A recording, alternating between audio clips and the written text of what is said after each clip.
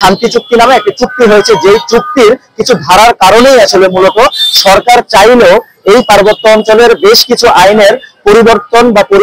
পরিমার্জন আনতে সক্ষম হয় না বলেই কিন্তু আমাদের পার্বত্য অঞ্চলে কিছু জায়গায় আমরা সীমাবদ্ধ রেখে চলতে হয়। পার্বত্য অঞ্চলে উন্নয়ন সংগঠিত হয়েছে, আমি সেটা সরকারের এটা আমি সাধুবাদ জানাই যে পার্বত্য অঞ্চল প্রত্যন্ত হলেও দুর্গম হলেও সেখানে যথেষ্ট সড়ক উন্নয়ন হয়েছে, সেখানে যে বেলি ব্রিজ গুলো সেগুলো সংস্কার করে সেগুলো স্ট্রং ব্রিজ করা হয়েছে, এর পাশাপাশি শিক্ষা ক্ষেত্র সহ স্বাস্থ্য ক্ষেত্রে মোটামুটি পদক্ষেপ গ্রহণ করা হয়েছে। কিন্তু সর্বোপরি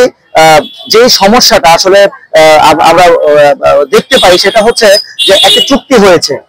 একটি শান্তি চুক্তি নামে একটি চুক্তি হয়েছে, যেই চুক্তির কিছু ধারার কারণেই আসলে মূলত সরকার চাইলেও এই পার্বত্য অঞ্চলের বেশ কিছু আইনের পরিবর্তন বা পরিমার্জন আনতে সক্ষম হয় না বলেই কিন্তু আমাদের পার্বত্য অঞ্চলে কিছু জায়গায় আমরা সীমাবদ্ধ রেখে চলতে হয়। ভূমি কেনা থেকে শুরু করে আমাদের বিশেষ করে সরকারি স্থানীয় সরকার প্রশাসনের যে গুরুত্বপূর্ণ জায়গাগুলো রয়েছে, জেলা পরিষদ থেকে শুরু করে আমাদের বিশেষ করে সংসদীয় আসনগুলো রয়েছে এবং গুরুত্বপূর্ণ যে জায়গাগুলোতে আমাদের জনপ্রতিনিধিত্ব করার সুযোগ রয়েছে, সেই জায়গাগুলোতে এই শান্তি চুক্তির কারণে আমাদের বাঙালি প্রতিনিধিরা প্রতিনিধিত্ব করতে পারছে না, যার কারণে সার্বিকভাবে সার্বজনীনভাবে একদম সকল সম্প্রদায়ের যে একটা উন্নয়ন সাধিত হবে, সকল সম্প্রদায়ের যে দাবিগুলো সহজে আদায় হবে, স্মুথলি আমরা পার্বত্য অঞ্চলে এক জায়গা থেকে এক জায়গায় নিরাপদে যে আমরা চলাচল করতে পারবো, আমরা ব্যবসা প্রতিষ্ঠান বৃদ্ধি করতে পারবো, এইটা আমরা করতে পারছি না। এটা আমাদের জন্য বড় ধরনের প্রতিবন্ধকতা এবং সরকার চাচ্ছে হয়তো এই কাজগুলোকে তারা তাদের মতো করে বাকি 61 জেলার মতো করে করতে, কিন্তু ওই যে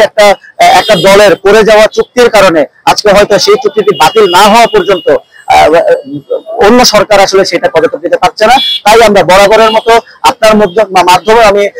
সরকারের কাছে আকুল আবেদন দিয়ে বলে দিতে চাই, যেহেতু বৈষম্য বিরোধী ছাত্র আন্দোলনের মধ্য দিয়ে একটি গণ অভ্যুত্থানের মধ্য দিয়ে একটি নতুন বাংলাদেশ আমরা পেয়েছি, এই বাংলাদেশে এই রকম বিভক্তি করার মতো কোনো চুক্তি থাকতে পারে না, এইরকম কোনো আইন থাকতে পারে না যে আইন বাংলাদেশের 61 জেলার সাথে 3 জেলাকে আসলে